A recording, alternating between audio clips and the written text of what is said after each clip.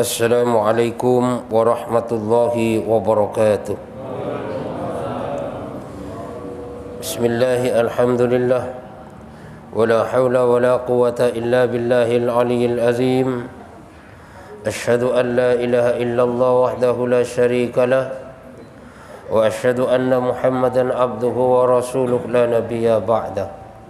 Allahumma salli wa sallim wa barik ala sayyidina Muhammadin wa ala alihi wa sahbihi ajma'in, amma ba'du.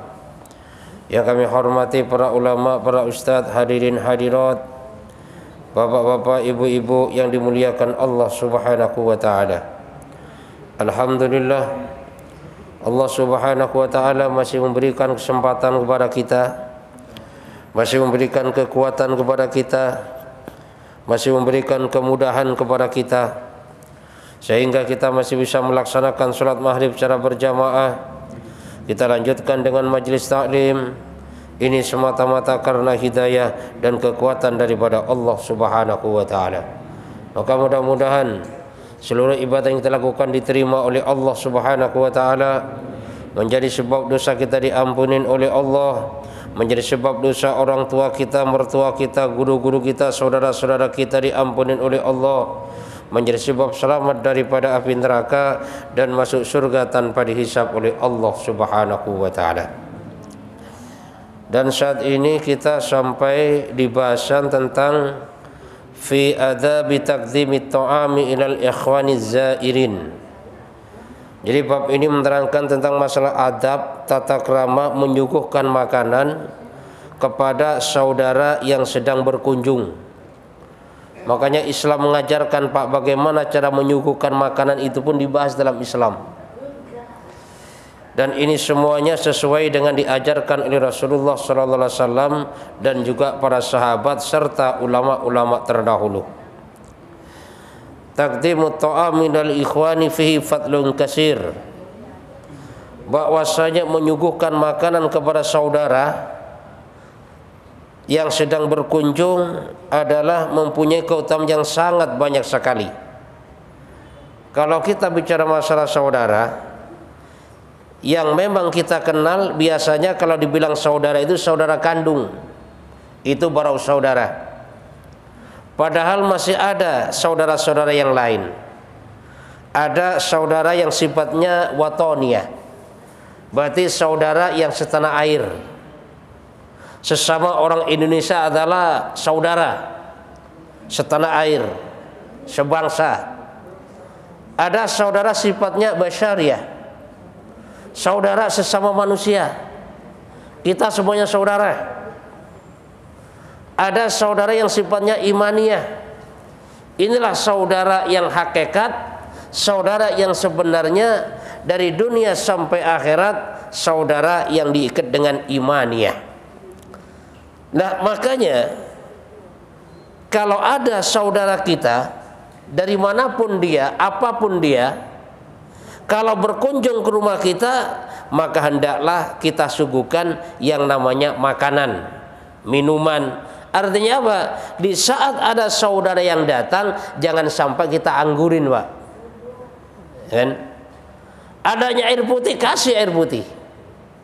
Di samping enggak kita anggurin, maka penyambutan kita harus enak, bicara kita enak, senyum kita enak. Sehingga apa? Sehingga saudara ini senang di tempat kita. Jangan sampai kita kedatangan saudara, sudah dianggurin, mukanya asem. Wah, ini udah kagak enak banget Pak dilihat Pak. Kayaknya orang bertamu udah kapok dah. Kenapa? Udah dianggurin mukanya asem. Disuguhin banyak makanan saja, kalau mukanya asem kagak enak juga kan mau ngerasain, ya kan?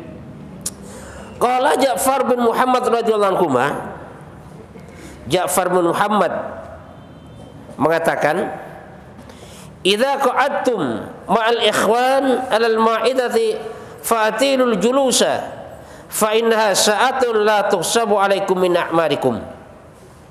Bahwasanya bila kalian sedang duduk bersama saudaramu di dalam satu hidangan, maka hendaklah duduk yang panjang, perlama itu duduknya. Ya, Jadi di saat kita duduk dengan saudara-saudara kita di dalam satu hidangan, maka hendaklah perpanjang itu duduk. Duduk yang lama di situ. Kenapa? Fa innaha sa'atun la tuhsabu alaikum min a'marikum, karena pada saat itu adalah merupakan satu waktu atau saat yang tidak dihisab oleh Allah Subhanahu wa taala daripada umur kita.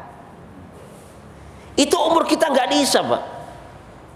Di saat kita duduk lama ya dengan hidangan bersama saudara kita, misalnya saudara kita datang ya, kita hidangin, kita duduk bersama, kita ngobrol panjang, maka pada saat itu umur kita nggak dihisab oleh Allah Subhanahu wa taala.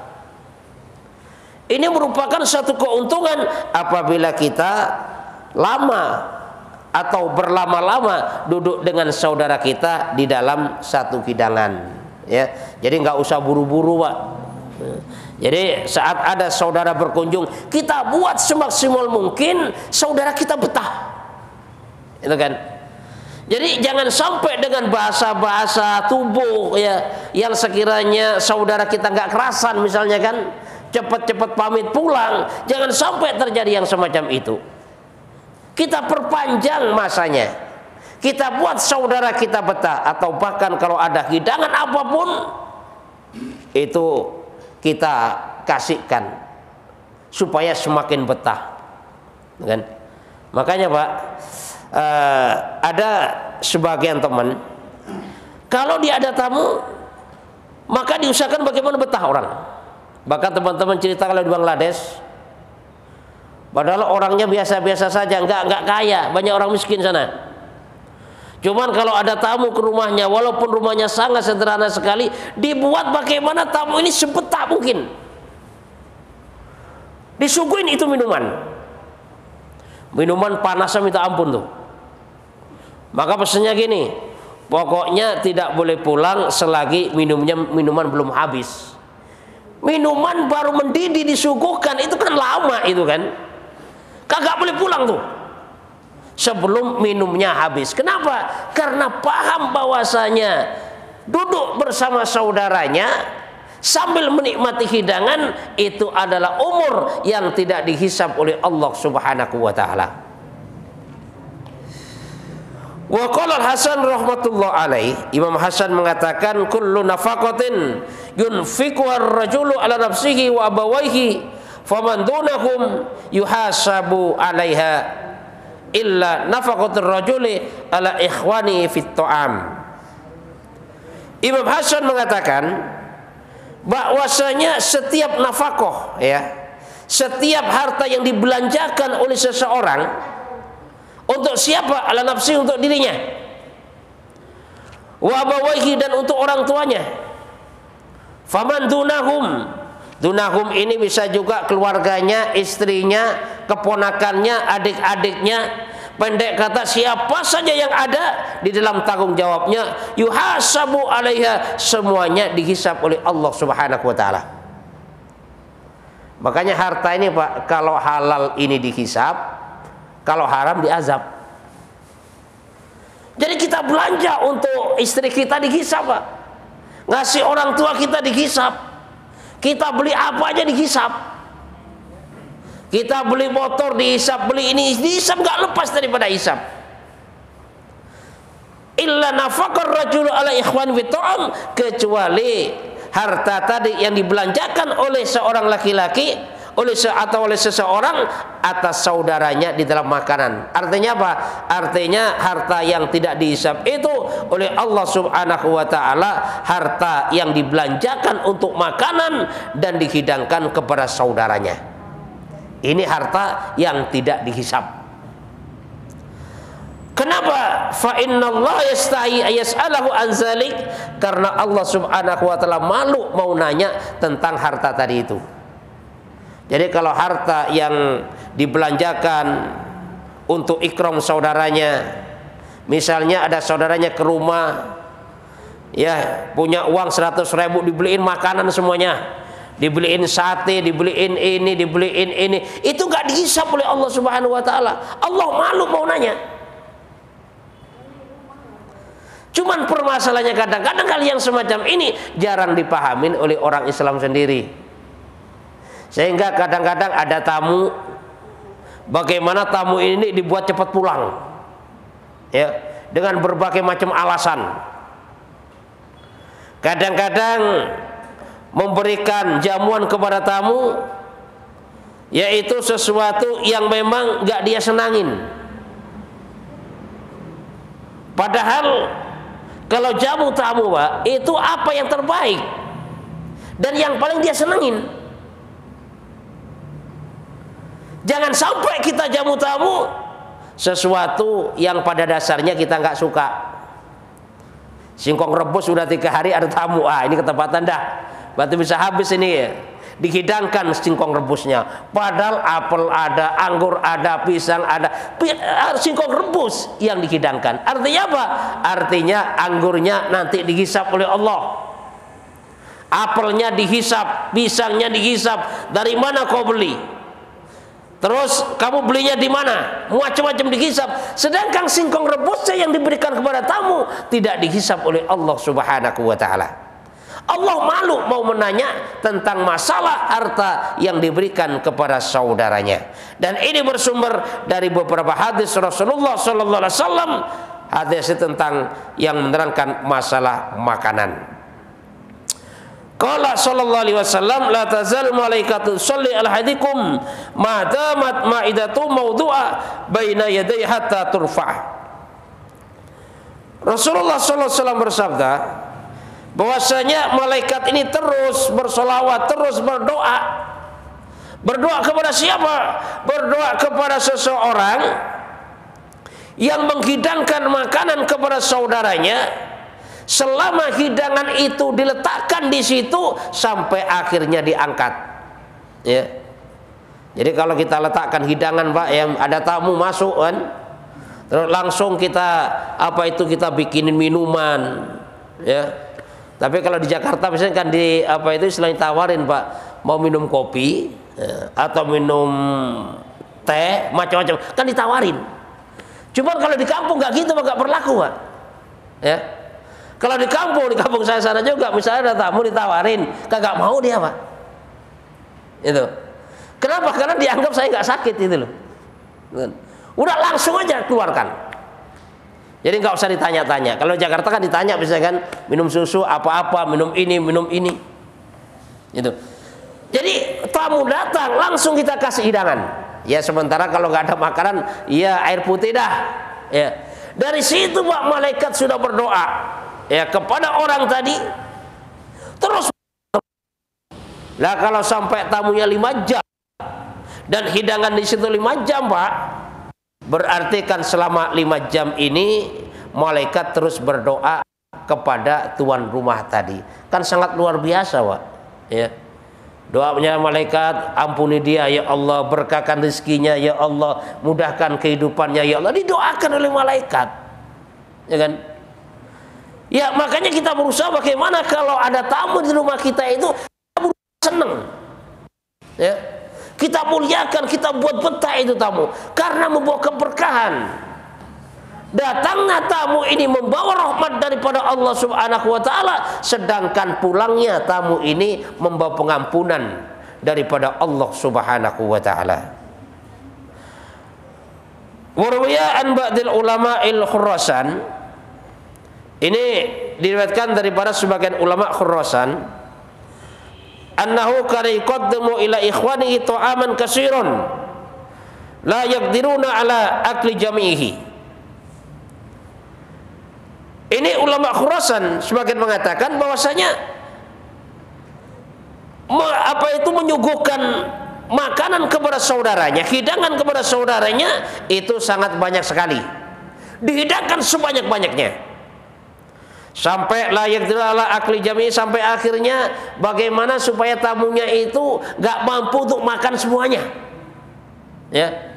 Jadi masak yang banyak semuanya dihidangkan kepada tamu. Pokoknya sampai akhirnya tamu nggak mampu makan semuanya. Tapi ya kadang-kadang yang namanya tamu buat makannya seberapa sih, gitu kan? Alasannya kenapa? Kenapa?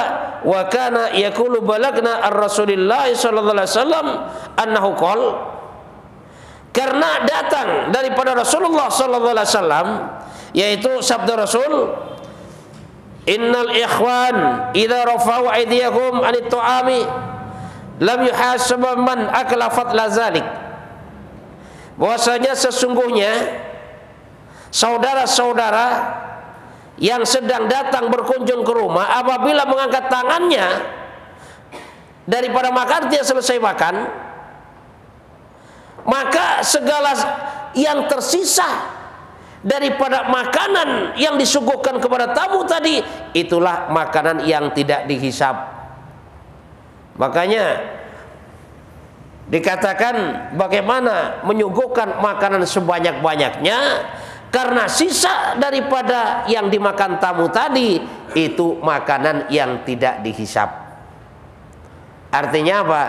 Ya artinya di sini misalnya kita keluarkan Pak satu ember besar, tuh kan. Yang jelas kalau cuma tamunya 2 orang kagak habis. Atau majikjar 3 majikjar kita keluarin, kagak habis tuh. Lah kalau kagak habis kan kita bawa lagi ke dalam. Lah sisa daripada yang disuguhkan kepada tamu itulah adalah makanan yang tidak dihisab oleh Allah Subhanahu wa taala. Makanya ulama Khurasan tadi mengatakan, fa nuhibbu an astaksara bimma uqaddimuhu ilaikum linakula fadla zalik. Makanya saya senang untuk memperbanyak menghidangkan daripada makanan agar supaya sisanya bisa kami makan. Itu kenapa? Karena itu adalah makanan yang tidak dihisab oleh Allah Subhanahu wa taala. Kan? Karena kalau makanan kita masak tidak dihisab, Pak. Ya. Kita masak ayam dihisab, masak daging dihisab, apalagi kita umpetin. Kita tahu tetangga kita makan daging saja setahun sekali kalau ada daging korban. Kita tahu bahwasanya anak-anak tetangga kita makannya kadang-kadang sama garam doang. Kita punya lauk banyak, lauk enak-enak, cuman kita cuekin, kita diamin. Bahkan kita simpen di kulkas berhari-hari. Bahkan sampai kadang-kadang udah nggak bisa dimakan, dibuang kadang-kadang. Nah, kalau ada orang yang semacam ini, saudara, sebenarnya orang itu adalah zalim. Itu berat hisabnya di hadapan Allah Subhanahu wa taala. Kan? Itu berat hisabnya. Makanya kalau kita ada makanan sisa misalnya kan, ya udah kita anterin ke tetangga. Ya tapi jangan bilang, Bu, ini sisa Bu daripada aku makan, Bu, jangan bilang gitu, Pak. Nanti bisa-bisa dilempar itu kan, orang tersinggung kan. Dengan bahasa yang bagus. Misalnya, Bu, alhamdulillah saya tadi masak jengkol nih, banyak banget kan. Nah, ini alhamdulillah, ini ada rezeki juga buat Ibu nih. Nah, gitu kan. Semuanya kita bagiin. Supaya apa? Supaya habis. Apalagi kalau udah malam. Misalnya udah jam 10 malam, lauk masih banyak, lauknya enak-enak. Kalau sampai besok ini kayak sini lauk, ya udah kita kasihkan tetangga kita anterin, Bu, saya ini lagi masak ayam ini, Bu, silakan ini untuk Ibu. Dan jangan enak. Dan itu termasuk makanan yang tidak dihisab. Cuman kadang-kadang hal yang semacam ini nggak terpikirkan oleh kita. Kenapa nggak terpikirkan oleh kita? Karena di dalam diri kita itu ada yang namanya sifat pelit. Lah sifat pelit inilah yang menghalangin, sehingga banyak makanan yang terbuang, makanan sia-sia, dan kita nggak berpikir bahwasanya besok itu berat hisabnya di hadapan Allah Subhanahu wa taala. Jadi kita usahakan bagaimana setiap hari makanan habis lah ya. Jangan sampai ditimbun-timbun. Tok makanan kalau selalu ditimbun itu kagak enak juga, Pak. Ya barangkali kita sekarang bisa lah boleh berbagai macam makanan, cuman kagak dimakan. Makanya manusia ini kan kadang-kadang nafsunya sama perutnya ini lebih gede nafsunya, Pak. Ya. Jadi nafsu sama perut lebih gede nafsunya. Perutnya kagak seberapa, nafsunya yang gede. Nah, sehingga gara-gara orang tidak bisa mengendalikan nafsu ini, maka di situ timbullah yang namanya sifat boros. Kalau sudah ada sifat boros, maka jatuhnya mubazir. Nah, kalau sudah mubazir, innal mubadzirina kanu ikhwana syayatin. Mubazir ini adalah teman-teman daripada yang namanya setan. Ya kan? Jadi dari sifat boros jadinya mubazir. Itu. Mubazir ini adalah sifat setan, temannya setan. Akibat daripada yang namanya pemborosan, bukan? Sehingga dia sering menyia-nyiakan daripada yang namanya makanan. Makanya kembali lagi bahwasanya ulama Khurasan mengatakan bahwasanya kalau ada tamu saudaranya datang, maka dihidangkan yang sebanyak-banyaknya makanan, sehingga nanti kalau sisa daripada tamu itulah yang dimakan. Kenapa? Karena itu termasuk makanan yang tidak dihisab oleh Allah Subhanahu wa taala. Bahkan ada suatu teman, Pak, ada suatu ustadz. Jadi kalau nggak ada tamu, anaknya disowa. Pokoknya anaknya ngarepin bagaimana nggak ada tamu ini ya. Mudah-mudahan nanti ada tamu.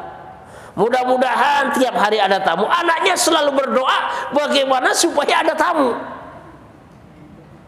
Kenapa yang semacam ini? Karena di rumah ustadz tadi kalau tidak ada tamu, masaknya itu seadanya, ya kan? Kadang-kadang makan ceplok telur dah, kadang-kadang tahu tempe. Kalau nggak ada tamu tuh. Tapi di saat ada tamu, tapi tamunya misalnya bilang dulu kan mau bertamu, ada janjian ya.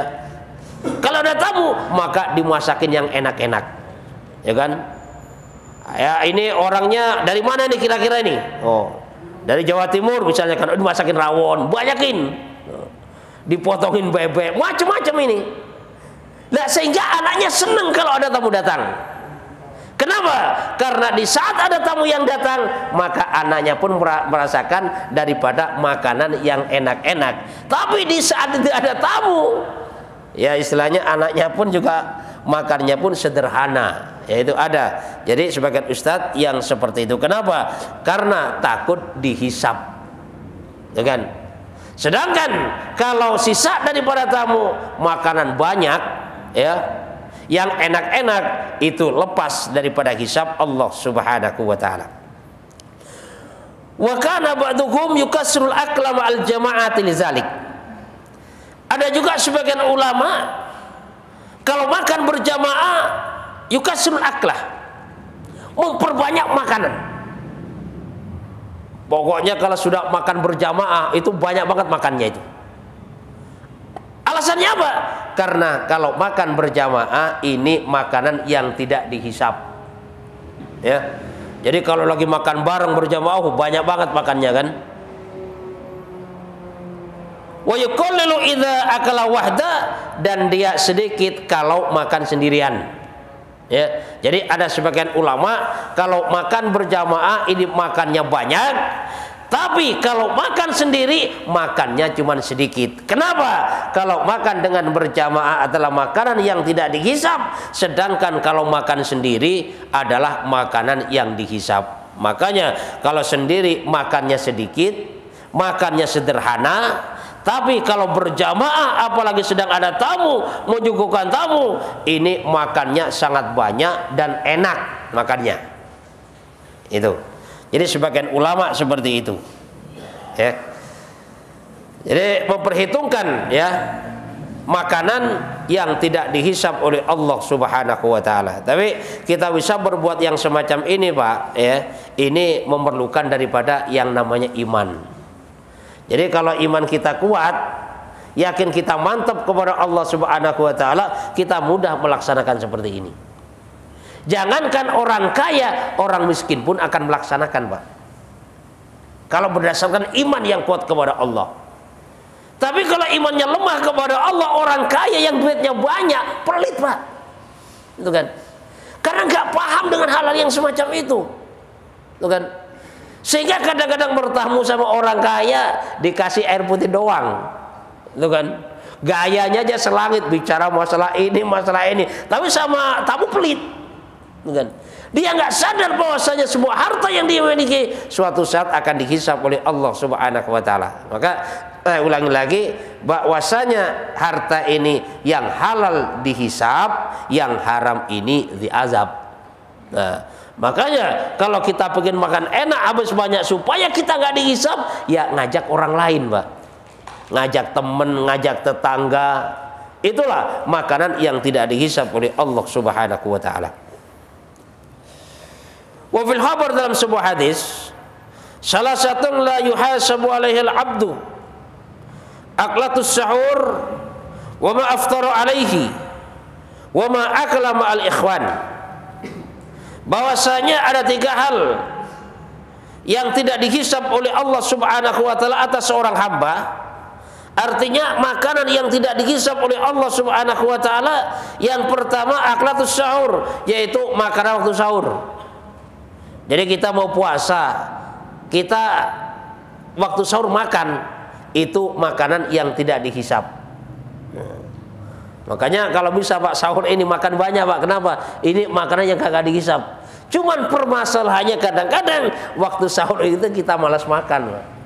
Ya kan? Semuanya ini udah nyisain lah, pokoknya ini untuk sahur. Tapi giliran sahur Pak, mau makan malas. Ya kan?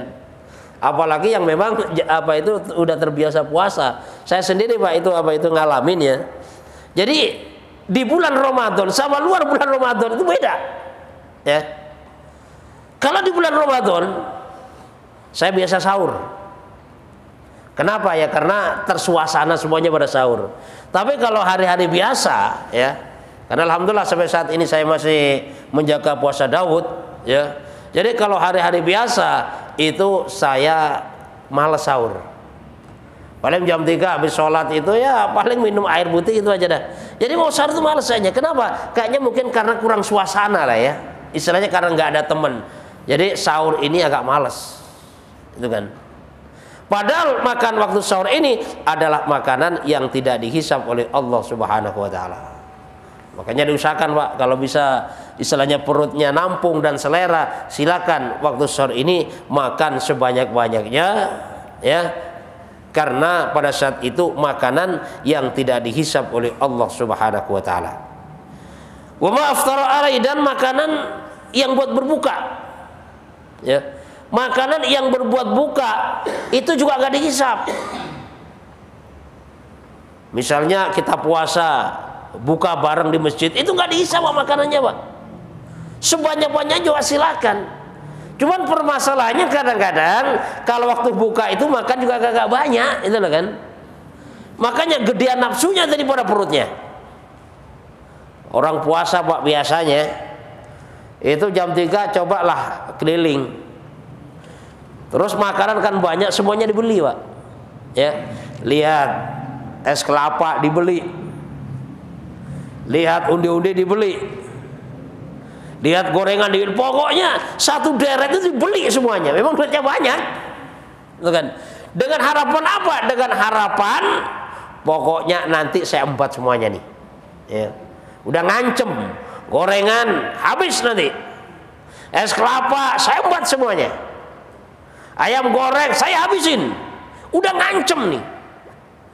Tapi giliran sudah masuk waktu maghrib, dia minum kolak 1 mangkok, udah penuh rasanya. Ditambah teh 1 gelas, oh penuh rasanya. Sehingga apa? Sehingga gorengan kagak kemakan, yang ayam kagak, semuanya kagak kemakan. Sehingga apa? Sehingga jatuhnya mubazir, itu kan? Gara-gara apa? Gara-gara tidak bisa mengendalikan daripada yang namanya nafsunya. Lalu bagaimana jalan keluarnya? Ya makanya saat kita mau beli makanan apa, kita mikir dulu lah. Saya ini sudah ada gorengan. Memang di situ masih ada martabak. Kira-kira kalau saya beli nanti muat gak perut saya? Kita harus mikir. Sehingga kalau kita mikir yang demikian, maka akan mendatangkan daripada yang namanya kesadaran. Oh iya ya, ini gorengan udah 20 biji nih.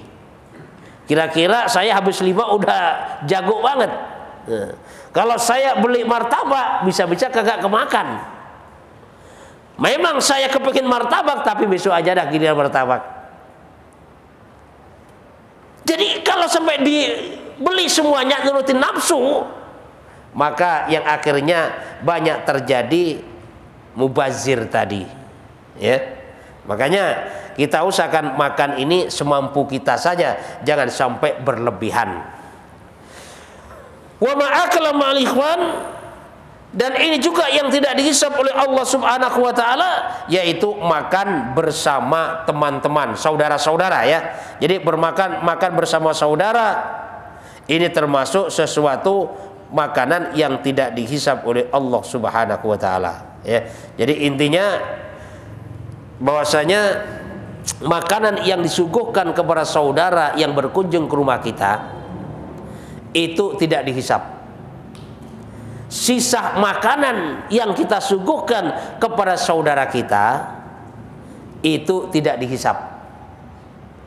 Dan diantaranya yang tidak dihisab lagi saat kita makan sahur, saat kita makan berbuka puasa, saat kita makan bersama saudara-saudara kita, itu makanan yang tidak dihisab oleh Allah Subhanahu wa taala. Itu, ya. Jadi kita usaha, Pak. Jadi usaha yang kita kaji bersama ini kita amalkan. Kita amalkan juga kita sampaikan. Kenapa? Karena jangan sampai kita ngaji udah bertahun-tahun tapi keluar dari masjid udah lupa. Kenapa? Karena nggak pernah disampaikan. Makanya diantaranya adab menuntut ilmu itu yaitu niat diamalkan dan disampaikan. Kenapa? Karena ilmu yang diamalkan dan disampaikan itu ilmu yang akan terus melekat di dalam diri kita. Kan? Sampaikan kepada siapa? Ya kepada keluarga, kepada anak, kepada istri, kepada saudara, kepada tetangga, dan diamalkan, gitu kan? Karena jangan sampai kita sudah ngaji bertahun-tahun tapi ilmu kagak diamalin. Buktinya apa? Buktinya minum saja masih tangan kiri, Pak. Banyak ini.